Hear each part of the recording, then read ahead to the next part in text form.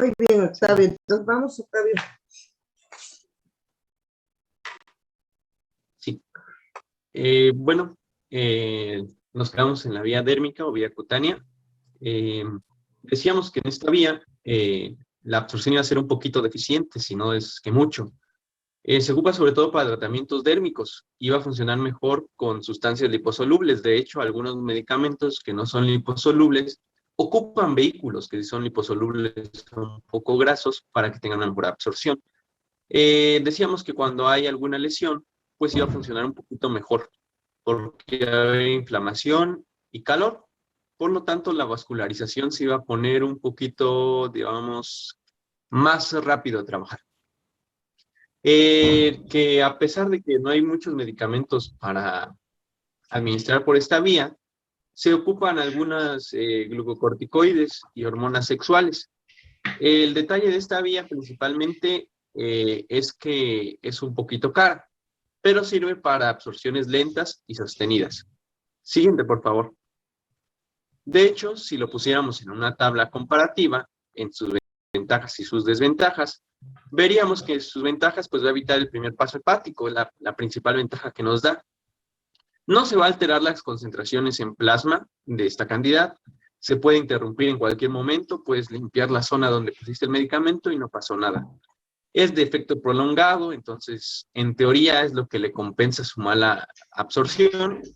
Sus desventajas, pues es incompleta, los preparados como tal son caros, son preparados que no salen nada baratos. Hay una absorción deficiente y no pasan los elementos hidrosolubles. Siguiente, por favor. La siguiente vía de la que vamos a hablar es de la vía genitourinaria. Esta vía va a hacer referencia tanto al tracto genital como al tracto urinario. Siguiente, por favor. A pesar de que hay dos mucosas que se pueden aprovechar, o bueno, en algunos libros que hasta tres, esta vía, por ejemplo, la mucosa vesical no tiene una calidad absorbente, por ejemplo, la uretral y la vaginal, sobre todo la vaginal, sí tiene una gran calidad por su gran vascularización periférica, lo que lo va a hacer una excelente vía de administración. Ciertos médicos nos menciona que a pesar de que hay bastante se ocupa aquí, que cuide no haya una intoxicación, ya que unos medicamentos que se administran para todo el cuerpo a través de esta vía pueden causar una intoxicación. Siguiente, por favor. La siguiente vía es la vía conjuntival. Esta vía va a hacer referencia a la conjuntiva de los ojos. Siguiente, por favor. Si algo se debe aplicar en esta zona, nos recomienda el libro El Velázquez, que hay que tener cuidado que la sustancia sea neutra y isotónica, ya que la conjuntiva del ojo es bastante sensible a un cambio en el pH, e isotónica para no altas concentraciones, y esto puede afectar a la del ojo, pueda dañar la vista. Nos comenta el libro también que la córnea es un medio excelente para absorber, ya que la córnea, pues recuerden que sí tiene vascularización, pero la mayoría de cosas, sus nutrientes, los absorbe por difusión facilitada del aire. Son para efectos generalmente localizados y tienen que ir en un vehículo llamado disolución, o sea, tiene que ir disuelta la sustancia, no puede ir pura. El medicamento más sencillo, y creo que la para el descanso visual, o si alguien va al oftalmólogo, pues le dilatan las pupilas a veces para poder hacer una mejor revisión. Siguiente, por favor. Con esto, nosotros terminamos la parte de las vías mediatas o vías indirectas. Y si se acuerdan que decíamos que algo mediato era algo próximo a una primera cosa, pero se ve interrumpido por una tercera, que básicamente es lo que nos está diciendo todos estos que vimos. O sea, yo voy a llegar al órgano efector, pero a veces o me detiene el hígado, o me detiene el estómago, o me detiene la piel. Todas estas vías van a tener algo que las va a detener antes de llegar a su órgano efector. De ahí el nombre, que se le llame mediata o ya también indirecta. Y bueno, esa era la aclaración nada más. Siguiente, por favor. Hasta aquí. ¿Alguien tiene alguna duda? ¿Alguna pregunta? ¿Algo que gusta que ¿Gusten que vuelva a explicar o algo así? No. Bueno, le seguimos No, todo entonces. bien, todo claro. Siguiente, por favor. Ahora, pasando a las vías de administración directas o inmediatas, son las conocidas como parenterales o inyectables también, o de acción rápida o de acción en el lugar, dependiendo de la literatura que usted haya o visto en un video en su caso. Siguiente, por favor. Estas vías nos van a dar ciertas ventajas sobre las mediatas. ¿Como cuáles? Bueno, son muchísimo más rápidas. Los fármacos llegan al lugar, diana al lugar blanco, casi sin sufrir alteraciones. Unos sí sufren un poquito, otras llegan íntegros. Suelen causar dolor. Esta vía suele ser un poquito dolorosa. Y una vez administrado el fármaco, es difícil de retirarlo. Lo que se hace en estas administraciones, en vez de retirar el fármaco, es compensarlo con un fármaco que sea totalmente contrario a la acción de este primero. Siguiente, por favor.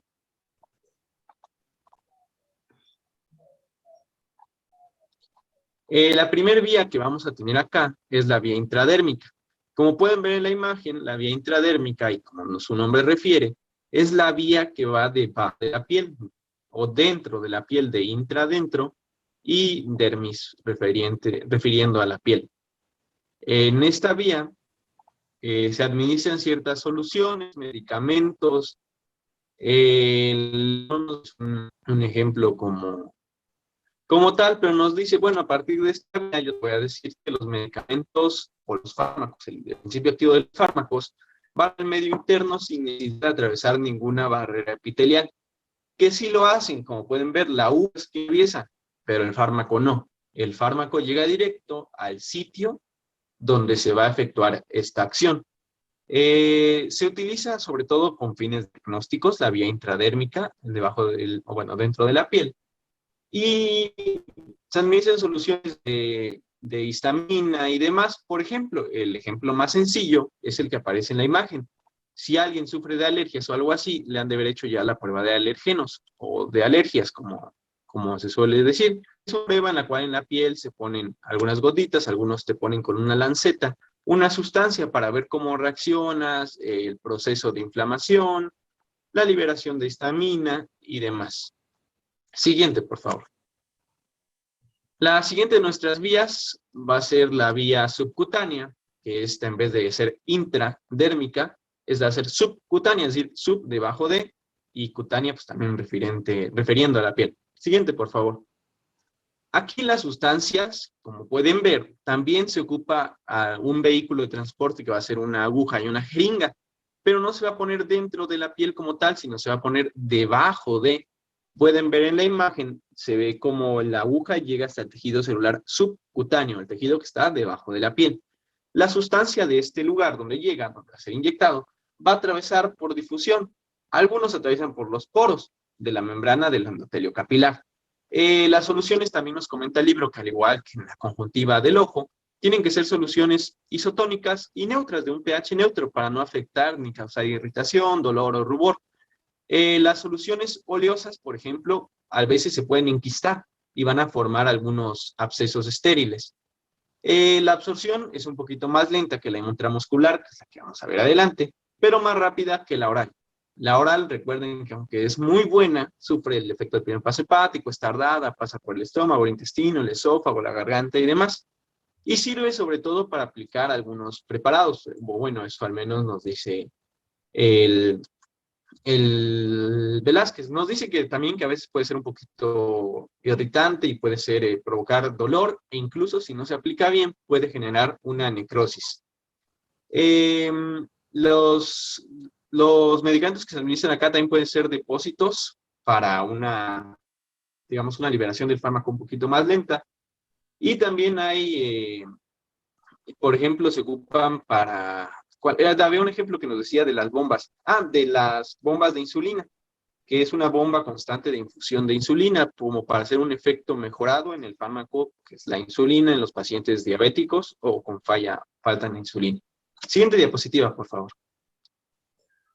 Si fuéramos en este orden de dentro de la piel, debajo de la piel, lo que nos seguiría es la vía intramuscular, es decir, dentro del tejido muscular. Siguiente, por favor. En esta vía intramuscular vamos a ver que es la que a todos, bueno, quiero pensar yo que a todos nos ha tocado, que vas al médico, puede ser que tengas una infección en la garganta tal vez por una bacteria y te aplican antibióticos por vía intramuscular, o puede ser que alguien, no sé, vaya por que tenga, no sé, mareos y le apliquen algún medicamento contra los mareos por vía intramuscular. Esta es una de las vías más comunes después de la oral, y eso que esta es inmediata. En la vía intramuscular, siguiente por favor, la absorción se lleva a cabo de 10 a 30 minutos. Es una absorción hasta eso rápida. Las sustancias que tengan vehículos oleosos van a ser un poco lentas y un poco más dolorosas que una sustancia que tenga un vehículo hidrosoluble, un poquito más líquido, sin necesidad de tantas grasas. Y se van a ver afectados estos medicamentos administrados por esta vía por ciertas condiciones, ya sean condiciones del paciente, cosas tan sencillas, nos comentan algunos libros, como que te pongas nervioso y tenses el músculo. Va a hacer que la absorción sea un poquito más lenta y demás. Se aplican algunas sustancias que se degradan por vía oral, por ejemplo, la penicilina G, o que tienen un primer paso hepático muy importante, como por ejemplo los analgésicos locales, como la lidocaína.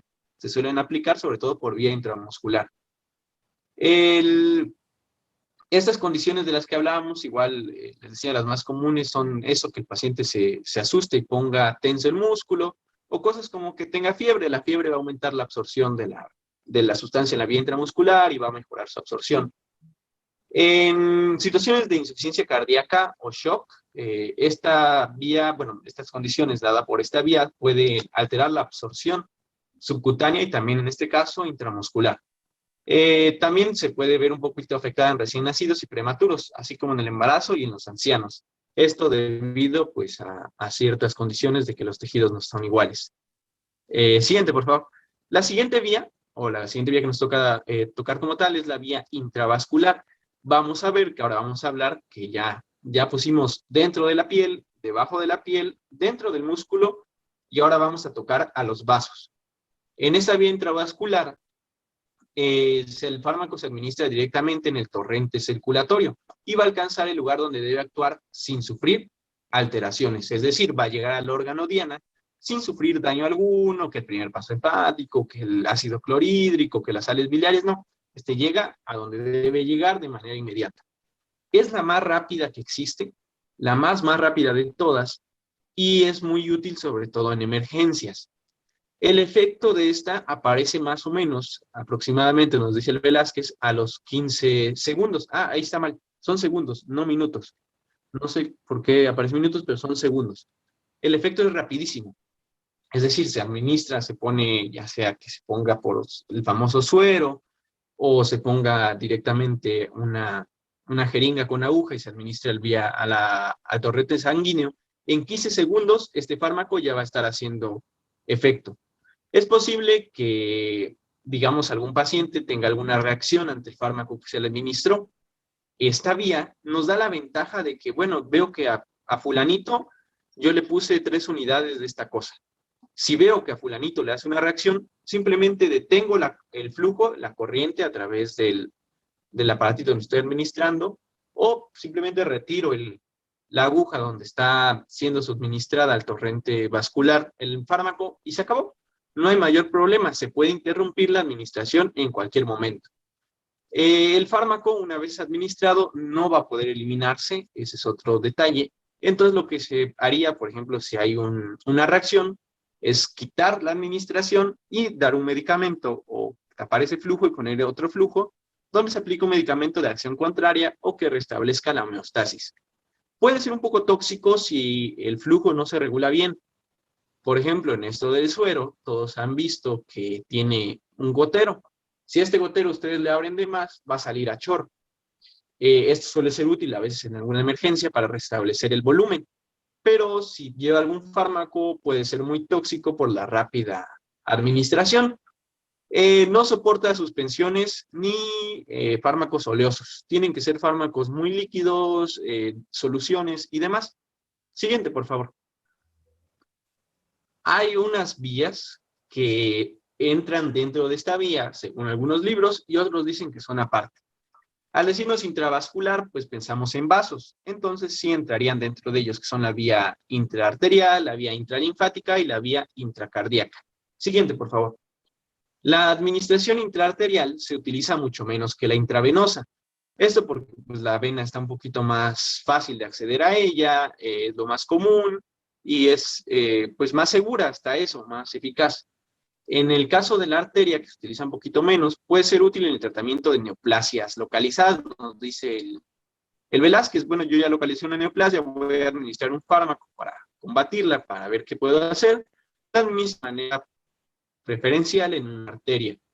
También sirve sobre todo para vasodilatadores en las embolias arteriales. Pues esto tiene un poquito de lógica, porque si lo mandas a la arteria y tienes una embolia y la vas a dilatar, pues te va a funcionar mejor que llegue primero a la arteria y no que pase a toda la circulación, después se vaya de todas las venas al corazón y de ahí hasta las arterias.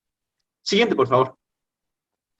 La vía intralinfática va a carecer principalmente de interés terapéutico, perdón, porque no es muy común. Encontré muy pocas bibliografías que digan que se use pues seguido como tal.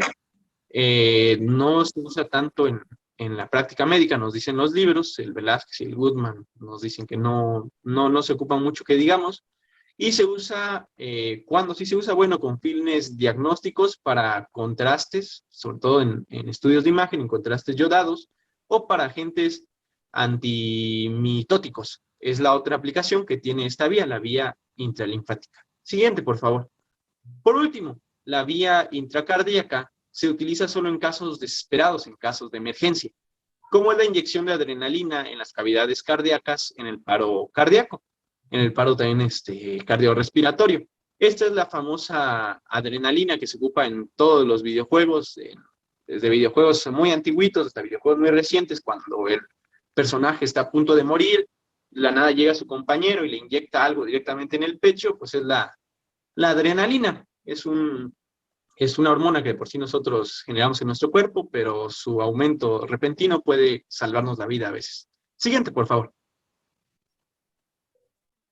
Ya pasando de las intravasculares, como la intraarterial, la intracardíaca y la intralinfática, vamos a pasar a una siguiente vía, que es la vía intraperitoneal.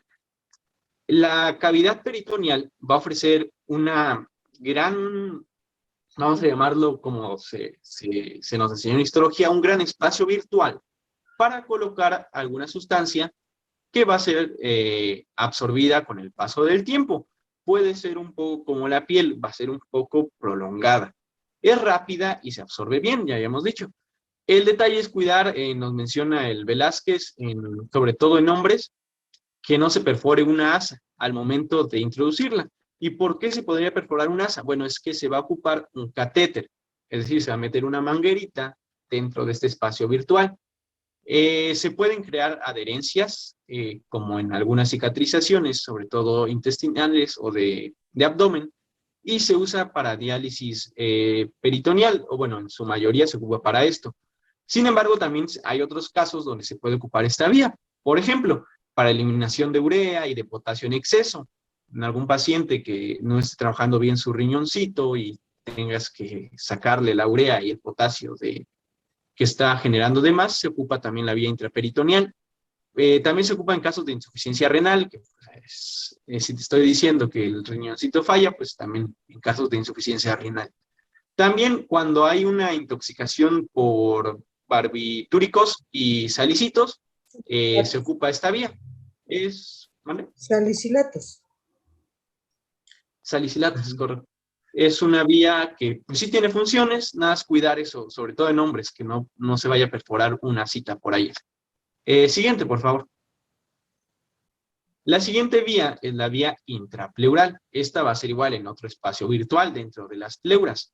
Va a ser una vía de administración rápida, se absorbe bien, y vamos a ver ahí que se pone igual, se ocupa una aguja se va a buscar entre la parietal, la capa parietal y la capa visceral, donde se va a administrar nuestro fármaco para una absorción rápida. En esta vía es un poquito parecida a la intrapleural. Siguiente, por favor. Se usa sobre todo para administraciones locales o sistémicas y es un método sencillo, seguro, tiene una incidencia baja de neumotórax, porque por ahí algunos libros nos comentan, bueno, es que esta vía te puede causar un neumotórax, se ocupas en la pleura torácica, en la pleura pulmonar. Sí, pero la incidencia es baja, bueno, eso nos dice el Velázquez. Y es muy efectiva esta vía, la vía intrapleural. Siguiente, por favor. Su tiempo de acción es rápido. Si se acuerdan, el más rápido, pues decíamos era de 15 segundos. Este va a ser de 2 a 3 minutos. Es más rápido que la intramuscular, pero no es la más rápida. ¿Cómo se va a absorber el medicamento acá? Bueno, por difusión simple o difusión retrógrada. Se usa sobre todo con enzimas proteolíticas, antibióticos y agentes analgésicos. Porque con estos, bueno, si tienes una infección por ejemplo, tal vez por una cirugía o algo así, entre las pleuras va a ser mejor aplicar el antibiótico o los proteolíticos. Aquí se van a cambiar de diapositivas, porque hasta acá es la diapositiva 100 y voy a pasar a otra presentación. Un momentito, por favor.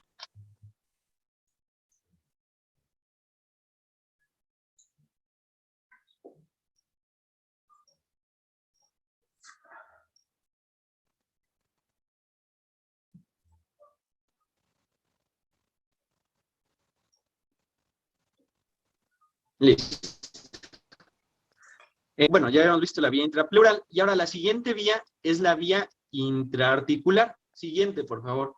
Esta vía intraarticular fue la vía que se puso de moda cuando inició esto de la pandemia y decían que los doctores robaban el líquido de las rodillas y que no sé qué, y unos inventos bien raros que se ponía a hacer la gente por ahí.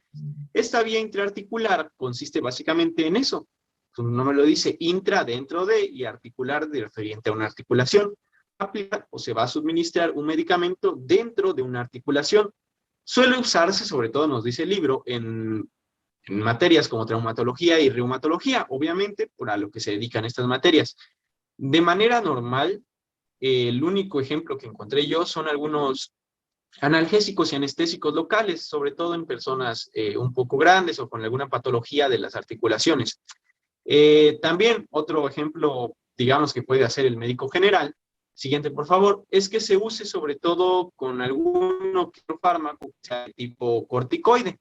Algunos analgésicos, les decía ya, y a veces antibióticos, pero este último, como tal, afuera del libro no encontré alguna bibliografía que diga, que lo confirme. De los demás, sí, el corticoide dicen que es de lo más común, y los analgésicos también, para quitar el dolor de la articulación, de que no, me duele la rodilla, pues te pongo un corticoide o un analgésico y vas viendo cómo mejoramos.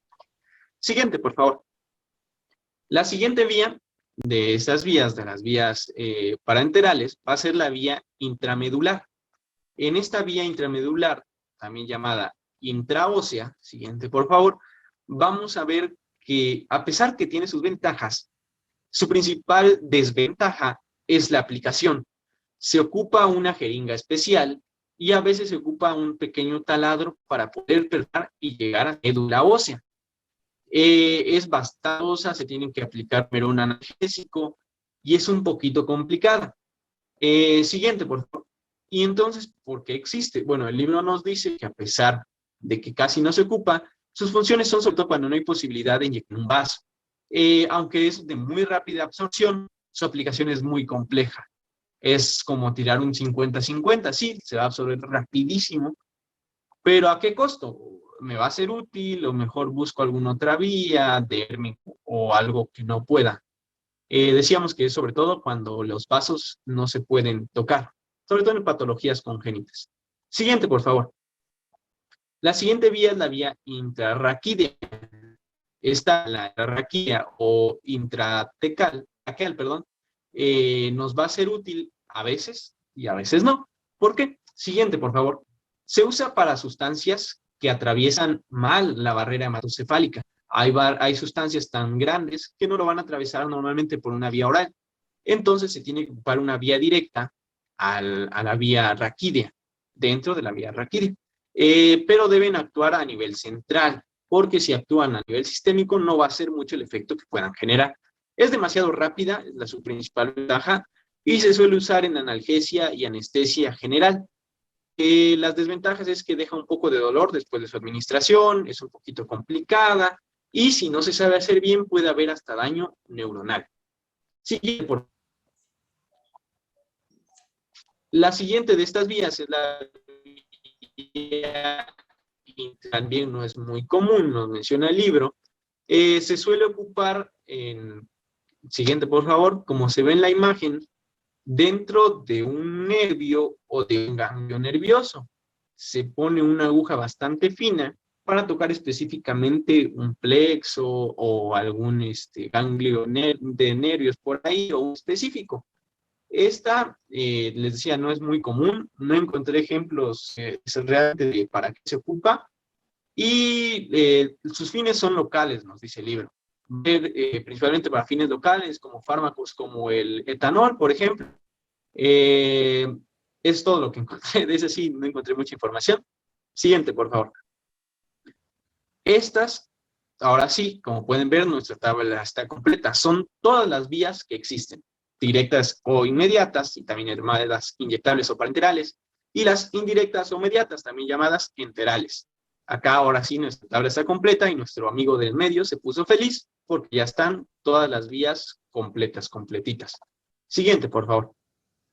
Haciendo un pequeño resumen, si alguien se perdió algún dato, básicamente vamos a ver que esto funciona así. Las vías de administración es por donde se aplica el fármaco y luego va a venir el proceso de absorción, que es el paso en el que el fármaco del medio exterior, es decir, por ejemplo, la boca, la piel o la jeringa, va a llegar a la circulación sistémica.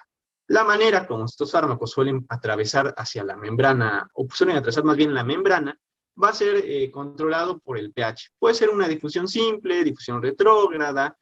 Ya vimos el caso de algunos medicamentos que de la aspirina, que va a formar su atrapamiento.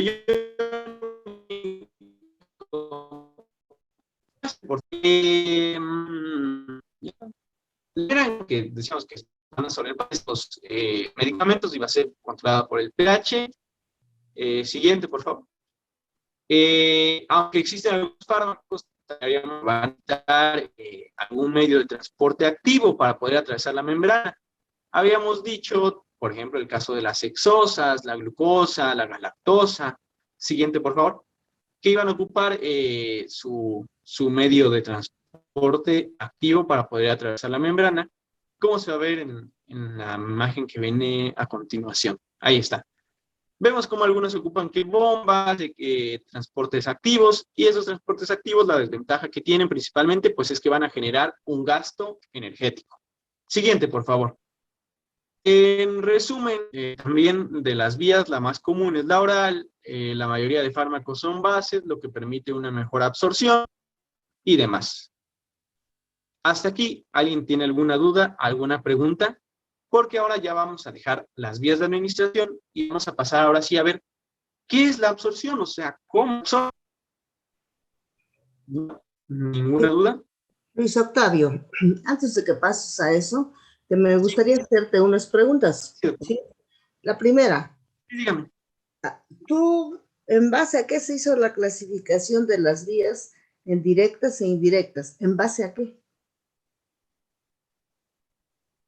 ¿Por qué no las clasificaron antiguamente como locales y sistémicas?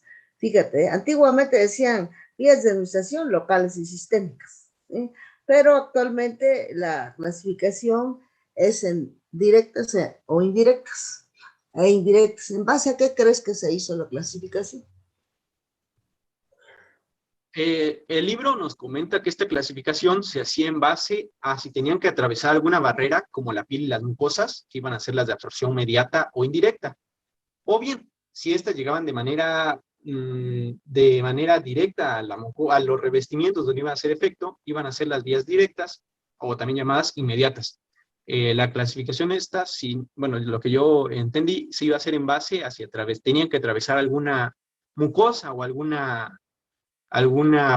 ejemplo, alguna barrera como la piel o no.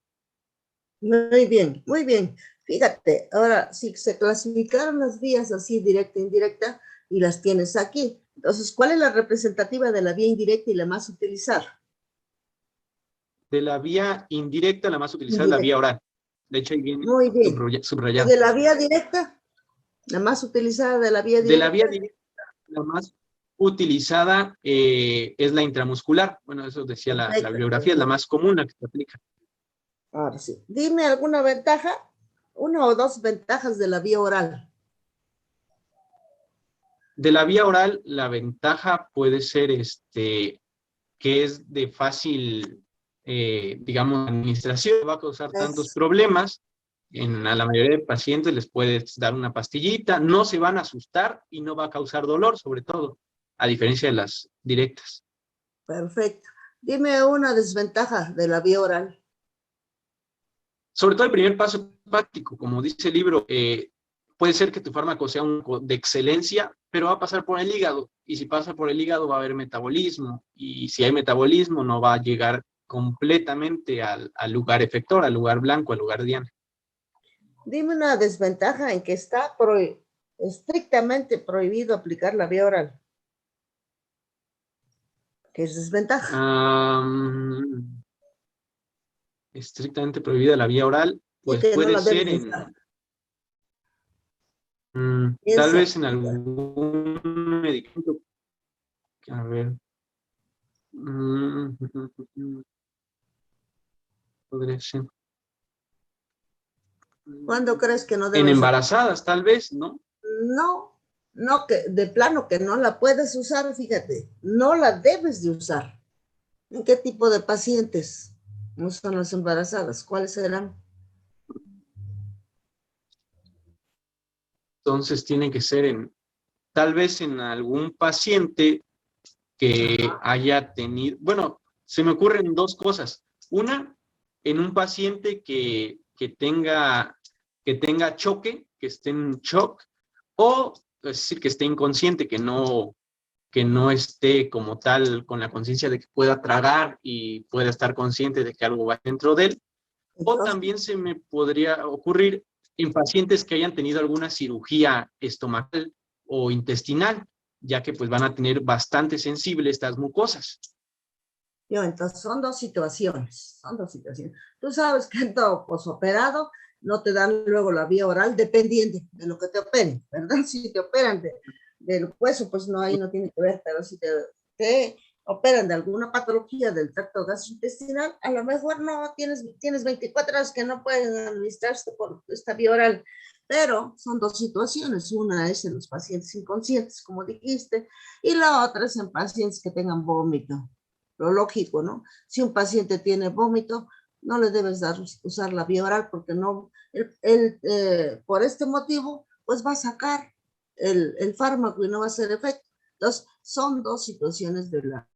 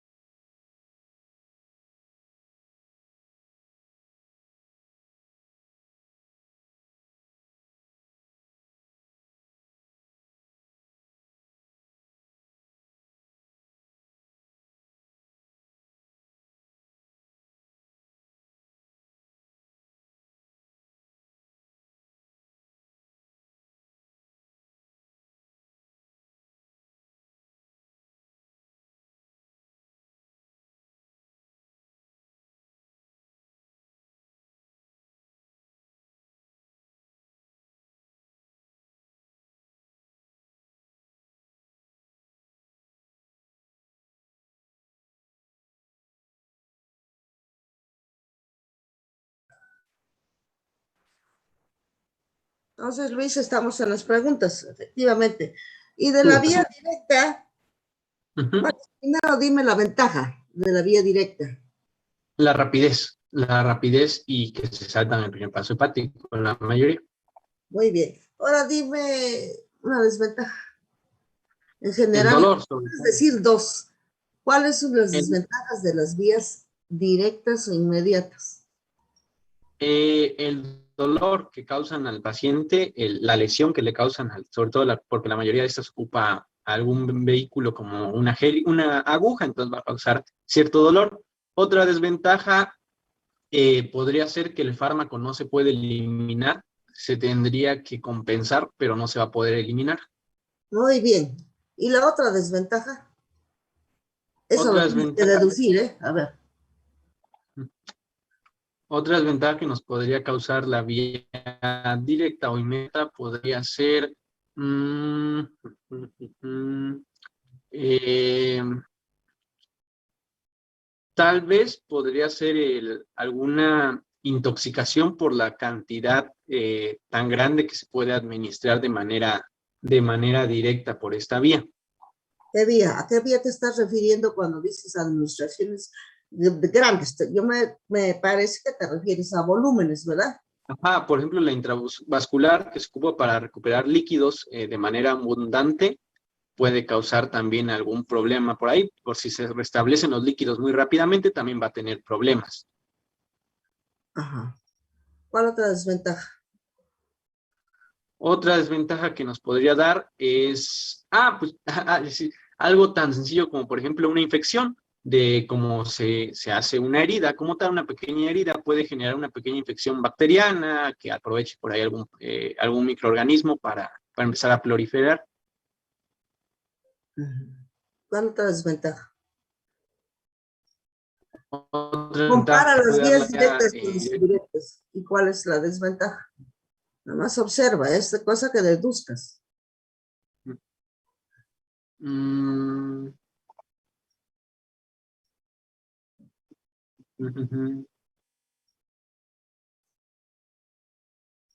Si hablaste de una desventaja que es la infección, ¿a qué crees que se debe esa infección? que se deja la herida, ¿no? Se tiene que abrir una pequeña heridita por ahí.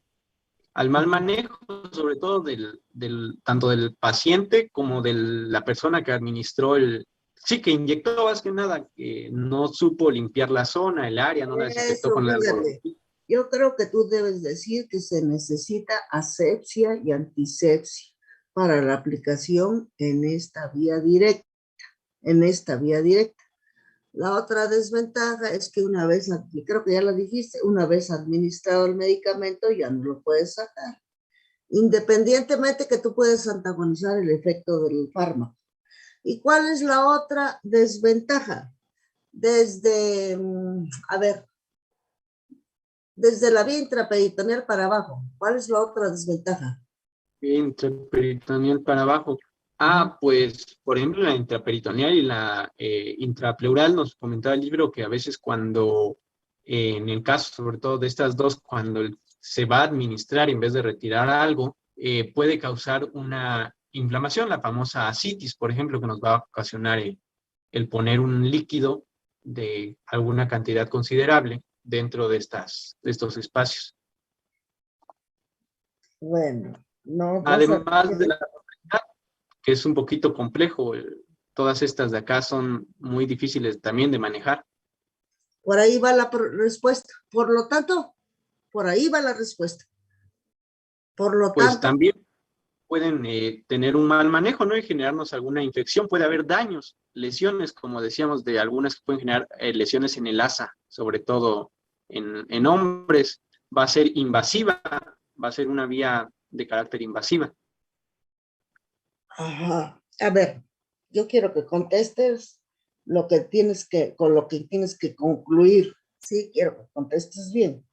Tú, como médico, fíjate, médico general, vas a ir al servicio social, porque en el internado ahí tienes las pilmamas, los médicos de base, primero los residentes y luego los médicos de base. Pero cuando estás en el servicio social eres médico general. Sí, sí, sí. La pregunta para que puedas concluir, ¿crees tú que todo médico general puede aplicar fármacos por estas vías, desde intraperitoneal hasta intraraquídea? Pregunta. No, se necesita de un especialista o de alguien preparado de algún técnico preparado en esta vía de administración. Exacto. Entonces, No con tienen eso la tenemos preparación. que concluir la desventaja de las vías directas, ¿sí? Como fulanita, menganita y perenganita, es que se necesita de un personal especializado, ¿sí? Tú como interno, si te pusiste listo cuando pasaste por el internado y tienes esa, pues, iniciativa de decirle al médico, deme chance, quiero hacer una intrapleural o quiero hacer una intraarticular, que no te van a dejar. En la intraarticular no creo que te dejen, ni entre la intrarraquídea. A lo mejor ahí te dejan para extraer líquido cefalorraquídeo, ¿no? Como interno, a ver, órale, pues, si lo permite el neurocirujano, por ejemplo, o el neurólogo. Pero por lo general, las vías, una desventaja de las vías directas es que se necesita de personal especializado, fíjate, especializado, ¿eh? No te olvides de eso. En el caso de la intrarraquídea es el anestesiólogo o el neurólogo o el internista. En el caso de la intramedular o intraósea, ¿quién crees que sea? Pues el traumatólogo, puede ser también el traumatólogo. ¿Cómo se llama? El reumatólogo, puede ser ¿cómo se llama? El reumatólogo, el traumatólogo, tal vez alguien de emergencias. A ver, fíjate que aunque te dicen que es la vía intraósea es casi igual porque estás poniendo en el espacio, estás poniendo allí en el espacio intramedular directamente el fármaco. Sin embargo, la técnica, como bien mencionaste, pues es para personal capacitado, ¿sí? Pero, ¿para qué ocupas entonces? Para que te ubiques.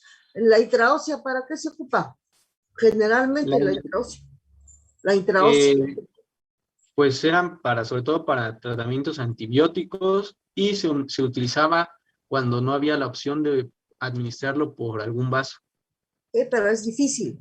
Es difícil, te apuesto que en toda mi práctica médica teníamos que canalizar a como diera lugar una vena, ¿sí? Hay muchas técnicas para llegar a canalizar las venas, pues. Pero, ¿quién en especial utiliza, fíjate, intramedular, intraósea? ¿Y para qué? Para que te quede claro. El ejemplo, pues, la intraósea. De la intraósea, tiene que ser La alguien. intramedular, eso se refiere a la intramedular o intraósea. Ajá. ¿Para qué sirve? Bueno, el principal efecto son en infecciones, de que se haya hecho alguna cirugía y se tenga que administrar algún antibiótico. No, olvídate de ocupar la intraósea para una infección. No te confundas con la intraarticular, por favor. Estamos en la intraósea. Sí. ¿Para qué se utiliza la isooctavia? Pues si vamos a hablar de médula ósea, podríamos pensar en algún problema hematológico, algo de sangre, restablecer volumen sanguíneo. Exacto. Entonces, ¿para qué? Pues entonces va a ser para patologías hematológicas, ¿no? Va a ser tal vez para alguna muestra de sangre. ¿Cómo se llama si vas a sacar una muestra de sangre? Biopsia. No. Muestra. Octavio, para diagnóstico. ¿Qué Pues diagnóstico vas a hacer cuando aplicas una intraósea? ¿Para qué diagnóstico? Puede servir para ver cómo están las células precursoras a la sangre. Puede ser, por ejemplo, para anemia. Puede ser tanto como para anemia. una citología, algo más específico, tal vez algún desorden como tal vez podemos pensar incluso en alguna leucemia, tal vez. Eso, sé más específico. No tanto la anemia, la leucemia. Entonces, la vía intraósea por lo general se utiliza para hacer diagnóstico. Y los que la aplican pueden ser también los hematólogos o también los radiólogos, saben esa técnica. Fíjate ahora, una que me llamó la atención y que dices que no encontraste ejemplos, es la vía intraneural, que no la veo ahí. La intraneural. ¿Qué crees que se aplica en la vía intraneural? En el paquete vásculo nervioso, donde va el nervio, la arteria y la vena. Tú no vas a picar ningún nervio, vas a depositar una sustancia en ese manguito, en ese paquete. Si le picas al nervio, el paciente va a sentir como un toque. ¿Qué cosa se administra en una vía intraneural? ¿Qué crees? En una vía intraneural, ¿qué podría ser que se aplique acá? Pues, si podríamos hablar directamente del paquete de los vasos y el nervio, podríamos pensar tal vez en algún bloquear algún nervio, como se hace en la anestesia bucal, por ejemplo, ¿no? Que se bloquea el nervio.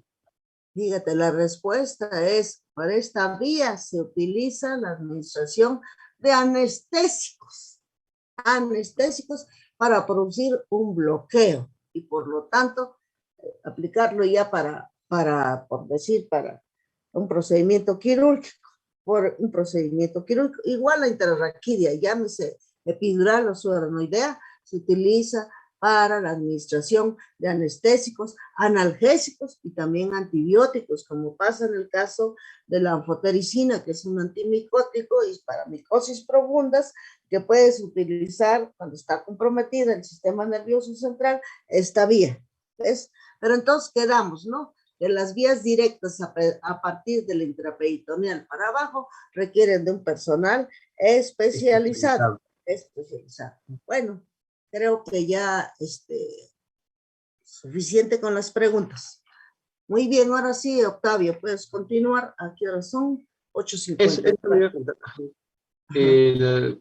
Que me había dicho la jefa que le preguntaba ahorita en la exposición si nos podía dar 2 minutitos de salida antes, porque el doctor Lázaro ya empezamos clases con él y ayer no aceptó a varios porque entraron 1 o 2 minutos tarde y ya no. Sí, recuérdenme, porque está bien, Luis Octavio. Fíjate que sí es cierto. Fíjate que cuando regresemos vamos a compartir el mismo sitio, el mismo edificio, que es el J. Van a ver que subiendo ese edificio, el primer salón me toca a mí, dando la vuelta le toca al doctor Lázaro. Y entonces el doctor Lázaro, así es, si tú te conectas 9:01, ya no te acepta. Ya tienen que estar 1 minuto antes o 2 minutos antes conectándose, porque él no perdona. Entonces, ahorita con la conexión, cuando ya estemos, ahí me tengo que preocupar, porque fíjate que si él termina su clase, él da de 7 a 8, de 8 a 9 y de 9 a 10, da ahí seguidito. Entonces, si ustedes no están, ahora sí que cuando sale el grupo de anatomía de 8 a 9 y ustedes no están, se sale. Y aunque ya vengan corriendo o vengan de mi salón al del, que son unos pasos nada más, ya no los deja entrar y ya no regresa a dar clases. Entonces, ok. Entonces, ahora que ya empezó a dar clases el doctor Lázaro, recuérdenme, porque a mí de repente estoy tan entusiasmada con la exposición que se me va el tiempo. Entonces, si quieres, podemos salir ahorita. ¿Qué te falta nada más, Octavio? De este tema ya se acabó. Lo que viene ahorita es la cinética de la absorción, ver cómo son estas formulitas raras, qué pasa con la cantidad, el tiempo, los equivalentes. La concentración del fármaco. La concentración, bla. Exacto. ¿Te toca a ti todavía? ¿Te toca a ti, Luis? Sí. Bueno, y tú terminas y empieza la compañera con distribución, ¿o quién es? Nada más, permíteme. Sí. Distribución Pacheco García Miguel Ángel, ¿verdad? Sí, doctora. Bueno. No, ya ves, no podemos empezar porque vas a quedar a medias. 8:56. Mejor nos despedimos y seguimos mañana. Salimos y que tengan buen día. Gracias, doctora. Gracias, doctora. Hasta luego.